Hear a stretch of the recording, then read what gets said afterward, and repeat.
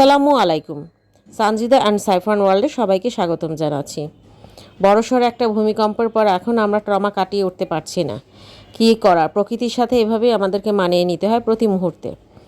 তো দীর্ঘ বিরতির পরে নতুন একটি রেসিপি নিয়ে আপনাদের সামনে হাজির হলাম। মাটন বিরিয়ানি। হ্যাঁ, রাঁধুনি রেডিমিক্স মশলায় আজকে আমি মাটন বিরিয়ানি রান্না করে আপনাদেরকে দেখাবো। ভিডিওটি যদি ভালো লেগে থাকে লাইক সাবস্ক্রাইব করবেন, বেল বাটনে ক্লিক করে পাশে থাকবেন। চলুন জেনে নেওয়া যাক এই রান্নার উপকরণগুলো। খাসির পাক্কি বিরিয়ানি রান্নার জন্য এখানে প্রথমেই লাগছে খাসির গোশত 1 কেজি 200 গ্রাম, পোলার চাল 3 কাপ, আলু টুকরো করে কাটা 10 পিস, পেঁয়াজ কুচি 2 কাপ, রাঁধুনি রেডিমিক্স বিরিয়ানি মশলা 1 প্যাকেট, আদা বাটা 1 চা চামচ এবং রসুন বাটা হাফ চা চামচ করে, মরিচের গুঁড়ো 1 টেবিল চামচ, সয়াবিন তেল হাফ কাপ, লবণ স্বাদ মতো, শাহি জিরা হাফ চা চামচ, জল এবং কেওড়া জল হাফ চা চামচ করে, ঘি 1 চা চামচ, গরম পানি 7 কাপ, টক দই 2 টেবিল চামচ, টমেটো সস 1 টেবিল চামচ, আস্ত কাঁচামরিচ 6 থেকে 7টি, আলু বোখারা 4-5 পিস, চিনি সামান্য, জর্দার রং সামান্য।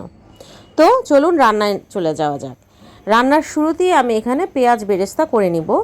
আমি যেই তেলের পরিমাণটা দিয়েছি সেখান থেকে অল্প তেলে আমি এখন প্রথমে পেঁয়াজ বেরেস্তা করে নিব। পেঁয়াজ বেরেস্তাটা মূলত আমি মাংস কষানোতে এবং বিরিয়ানির ডেকোরেশনে ইউজ করব।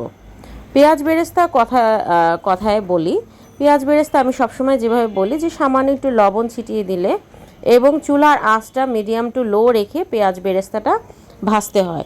অতিরিক্ত আঁচে পেঁয়াজ বেরেস্তা পুড়ে যাবে, ভিতরে সাদা সাদা থেকে যাবে বা অতিরিক্ত কালো হয়ে যেতে পারে।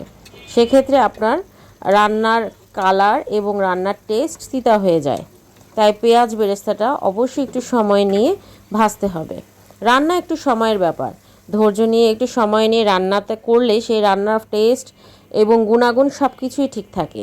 তাই একটু ধৈর্য ধরে আপনাকে এই কাজটি করে নিতে হবে। বিরিয়ানি রান্নাটা আসলেই খুব সহজ মাছ মাংসের চাইতে।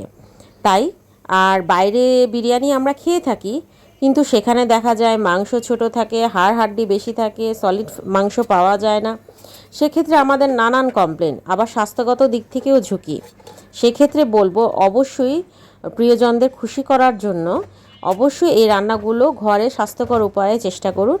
এতে আপনার পরিবার সুস্থ থাকবে, আপনি সুস্থ থাকবেন এবং জীবনযাত্রার মান উন্নত হবে, মেডিসিনের থেকে ডক্টরের থেকে দূরে থাকবেন। তো দেখে নিলেন আমি পেঁয়াজ বেরেস্তাটা তুলে নিলাম। সেই তেলেই এখন আমি একটু সামান্য জর্দার রং এবং লবণ দিয়ে আলুগুলো ভেজে নেব। হ্যাঁ, বিরিয়ানির আলু একটু ভেজে নিলে বিরিয়ানির আলুর ফ্লেভারটা এবং খেতে খুব ভালো লাগে। আপনি যদি সরাসরি মাংস কষানোতে দিয়ে দেন সেক্ষেত্রে আমরা নর্মালি আলু যেভাবে কষাই সেটাই স্বাদ আসবে। এক্সট্রা একটু স্বাদ বা একটু কালার আনতে হলে বিরিয়ানিতে আলুটা একটু ভেজে নিলে ভালো কালার আসে। তো আমি এখানে আলুটাও ভেজে নিব মিডিয়াম টু লো আছে। হ্যাঁ, আলুটা এমনভাবে ভাজতে হবে যাতে সব সাইড একটু একটু ঝাঁঝালো হয়, মানে একটু লাল লাল হয়ে আসে আর কি। তো লাল লাল হয়ে আসার পরেই দেখছেন আমি তেল ঝরিয়ে আলুগুলো তুলে নিচ্ছি।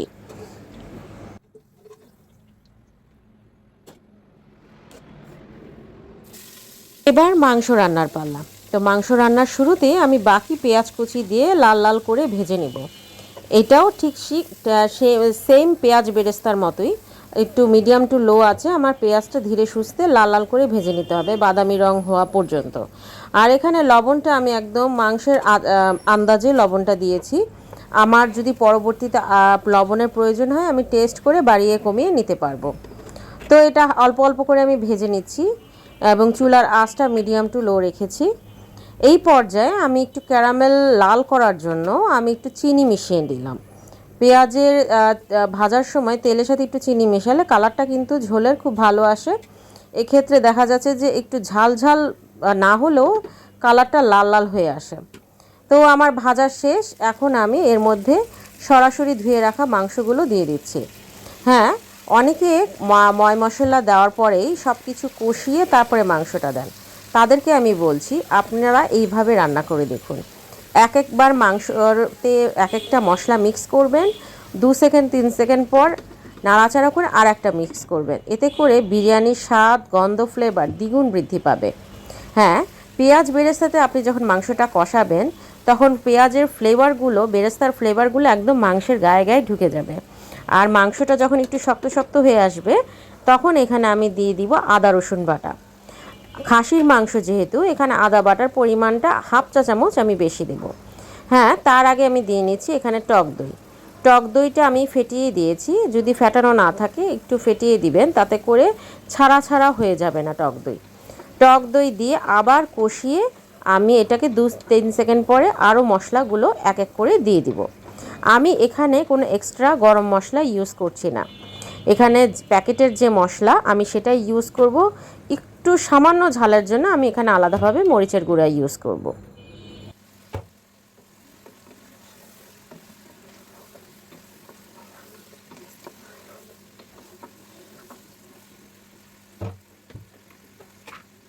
তো নাড়াচাড়া করার পরে আমি এখানে দিয়ে দিচ্ছি যথারীতি আদা রসুন বাটা।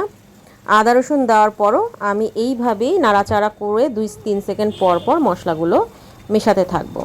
আর এখানে আমি বিরিয়ানির মশলা টোটাল 1 প্যাকেটের মধ্যে 2 টেবিল চামচ বাদে সবটুকুই দিয়েছি, যেহেতু আমার এখানে মাংস 1 কেজি 200 গ্রাম, আর এখানে প্যাকেটে লেখা আছে 1 কেজি পরিমাণ মশলা। সরি, সেই ক্ষেত্রে আমি এই রাঁধুনি বিরিয়ানি মশলা পুরো 1 প্যাকেটই ইউজ করেছি, আলাদাভাবে 2 টেবিল চামচ রেখে।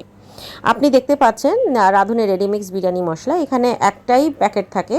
কাচ্চি বিরিয়ানিতে নর্মালি থাকে 2টা, একটা থাকে আস্ত গরম মশলার প্যাকেট আর একটা থাকে গুঁড়ো মশলার প্যাকেট। তো আমার কাছে সবগুলো ব্র্যান্ডের বিরিয়ানি মশলা থেকে রাঁধুনি রেডিমিক্স বিরিয়ানি মশলার ফ্লেভারটাই খুবই ভালো লাগে, একটু স্ট্রং ফ্লেভারের হয় এবং সবগুলো উপকরণ আমার মতে ঠিকভাবেই দেওয়া থাকে, যার কারণে আমি এখানে এক্সট্রা কোনো গরম মশলা ব্যবহার করিনি, কারণ এই মশলা পরিমিত পরিমাণেই থাকে সব কিছু। আমি তেজপাতা গরম মশলা সহ সব কিছু এই প্যাকেটে যা ছিল সেটাই দিয়েছি।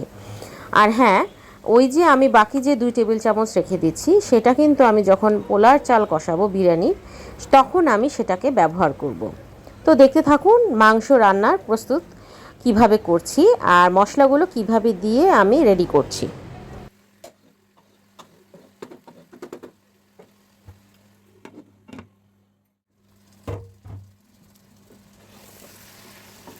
এখানে মশলাগুলো মিশানোর পরে আমি কিন্তু কোনো পানি ব্যবহার করিনি, কারণ সব মশলা দিয়ে আপনি যখন মাংসটাকে মিডিয়াম আঁচে রান্না করবেন তখন কিন্তু মাংস থেকে আপনার পানি বের হয়ে আসবে।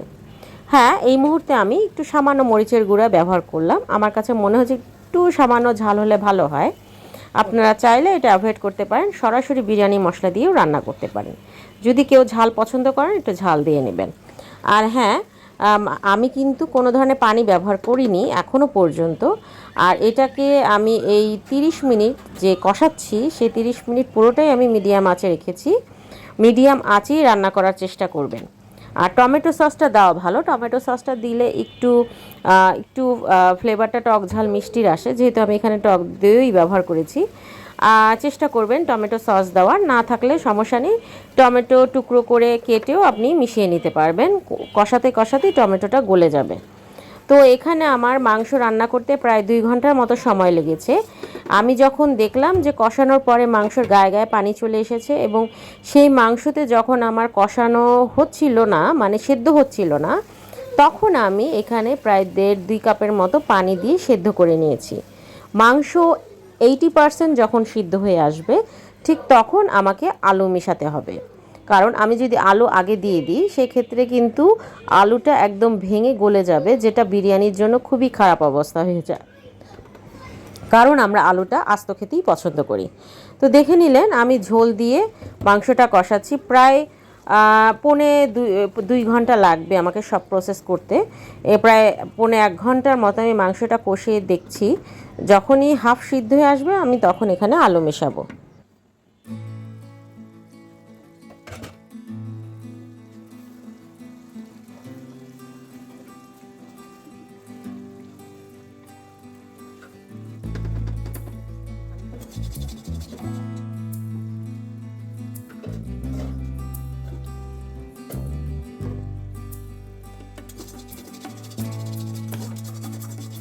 50% আমার সেদ্ধ হয়ে গিয়েছে, এখন পানিও টেনে আসছে। এখন এই পর্যায়ে আমি আলু, ভেজে রাখা আলু এবং সামান্য একটু পেঁয়াজ বেরেস্তা দিয়ে কষাবো।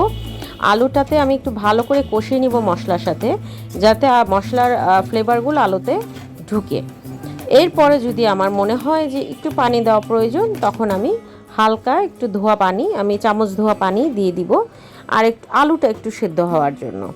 ব্যাস এতটুকুই।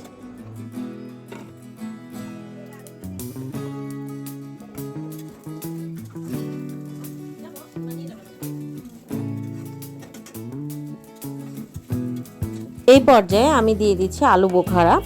আলু বোখারা দিয়ে আমি একটু কষাবো। অনেকে আলু বোখারা বিরিয়ানির সময় একবারে পোলাওর মধ্যে ডেকোরেশনের সময় দিয়ে দেন, কিন্তু আমার কাছে মনে হয় আলু বোখারাটা যদি আমি মাংসের মধ্যে কষিয়ে নিই, আলু বোখারার যে টক মিষ্টি ফ্লেভারটা মাংসে বিরিয়ানিতে খুব ভালো যায়, সেটা একটু গলে নরম হবে, এতে খাওয়ার সময় খেতে খুবই ভালো লাগবে। তো দেখতে পাচ্ছেন আমি একটু সামান্য পানি দিয়ে জাস্ট আলুটা সেদ্ধ করে নিয়ে ঝোলটাকে একটু ঘন করব।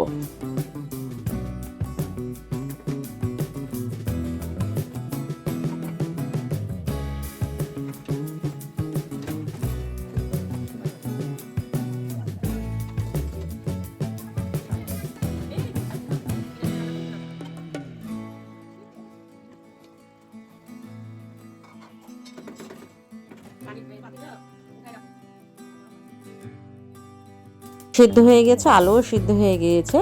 এখন আমি চুলা বন্ধ করে পাত্র থেকে আলু এবং মাংস তুলে নিচ্ছি এবং যতটুকু দরকার ঝোল তুলে নিচ্ছি। কিছু ঝোল আমি পাতিলে রেখে দিব, আমি সেই ঝোলে পোলাওর চালটা কষিয়ে নিব।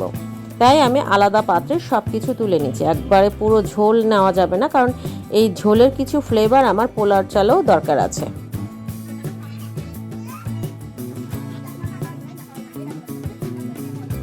তার আগে এখানে আমি চিমটি পরিমাণ শাহি জিরা নিয়ে নিলাম, আর কিছুই না, তেল মশলা যা ছিল তাই। আমি এক্সট্রা কোনো তেল বা ঘি এখানে ইউজ করব না। ওই যে বললাম বাসায় ঘরোয়া উপায়ে স্বাস্থ্যকর উপায়ে রান্না, তাই এক্সট্রা ঘি তেল মশলা যতটুকু লিমিটের মধ্যে রাখা যায় ততটাই ভালো। এখানে আমার একটু ঘিয়ের বয়ামে একদম অল্প ঘি ছিল, অতটুকুই 2-1 ফোঁটা, মানে হাফ চামচের মতো বলতে পারে, সেটাই দিয়ে নিলাম। কষানোর সময় শাহি জিরা দিয়ে নিলাম, আর দিব একটু গোলাপ জল বা কেওড়া জলের ফ্লেভার। হ্যাঁ, এটা কষানোর সময় দিলে হয় কি, পোলার চালের যে বিরিয়ানির যে সুঘ্রাণ, সেই ঘ্রাণটা কিন্তু আসে। লবণটাও দিয়ে নিলাম পোলার চালের টেস্ট অনুযায়ী, কারণ আমি কিন্তু মাংস রান্না করার সময় পর্যাপ্ত পরিমাণ লবণ দিয়েছি, সেটা মাংসের আন্দাজ বুঝে। সেই জন্যই আমি এখানে পোলার চালের পরিমাণ বুঝে লবণটা দিয়ে নেব।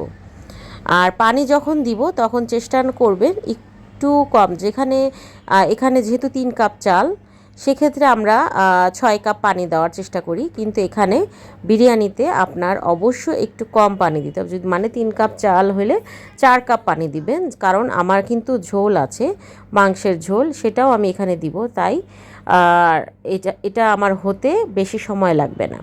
তো চাল কষাতে কষাতে আমি যে 2 টেবিল চামচ বিরিয়ানির মশলা দিয়ে রেখেছিলাম, সেটাই আমি এখন দিয়ে পোলার চালের সাথে মিশিয়ে কষিয়ে নিলাম। এখন দিয়ে দিব কিছু আস্ত কাঁচামরিচ, লাল কাঁচামরিচ যদি থাকে, সে পাকা কাঁচামরিচ, সেটা দিলে ভালো হয়, দেখতে কালার দেখতে খুব সুন্দর আসে। এইটাই, এর জন্য আমি কিছু পাকা কাঁচামরিচ দিয়ে এখানে প্রায় বেশি না 1 মিনিটের মতো কষিয়ে নেব। চালটা ভালোভাবে কষালে হয় কি, চালটা বেশি ঝরঝরা হয় এবং পোলাও রান্নাটাও আপনার ঝরঝরা হবে। আর যদি রান্নার আগে একটু ভিজিয়ে তারপরে পানি ঝরিয়ে রাখতে পারেন, সেক্ষেত্রে দেখবেন বাসমতি চালের মতো চালগুলো একটু লম্বা লম্বা হয়ে এসেছে। দেখতে পেলেন। এখন আমি একটু কেওড়া জল মিশিয়ে নিলাম। কেওড়া জলটা আমি কষানোর সময় মিশিয়ে নিব, আর গোলাপ জলটা আমি একদম শেষে ডেকোরেশনের সময় দিয়ে দিব।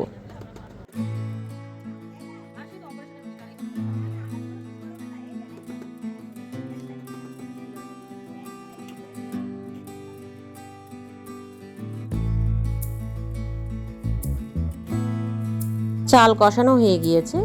এখন আমি চাল বুঝে, এখানে 3 কাপ চাল যেহেতু, এখানে আমি 4 কাপের মতো পানি দিব। পানিটা দিয়ে আমি এখানে মিডিয়াম টু হাই, একদম ফুল আঁচও না, একদম মিডিয়াম না, এর মাঝামাঝিতে চুলার আঁচ রাখবো। চালটাকে ফুটানো পর্যন্ত অপেক্ষা করব। চাল ফুটে উঠলে আমি একটি তাওয়া দিয়ে নিচে একদম চুলার আঁচ কমিয়ে আমি এটাকে দমে দিব।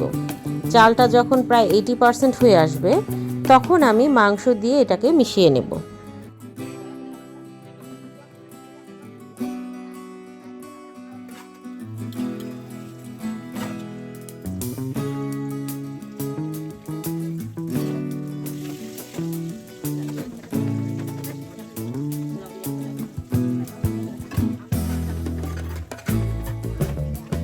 দমে দেওয়ার পরে দেখে নিলাম যে আমার চালটা প্রায় সিদ্ধ হয়ে এসেছে। এখন আমি প্রথমে আলুগুলো ছড়িয়ে দিলাম। আলুগুলো ছড়িয়ে দিলে হয় কি, নাড়াচাড়ার সময় আলুগুলো ভেঙে যায় না।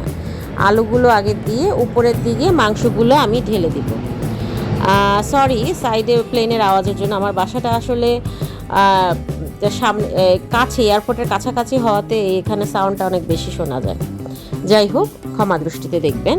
তো আপনারা দেখলেন যে আমি এখানে পুরো রান্নার মাংসটা দিয়ে নিলাম। উপরে দিয়ে আমি এটাকে আবারও দমে দিব 10 মিনিটের জন্য।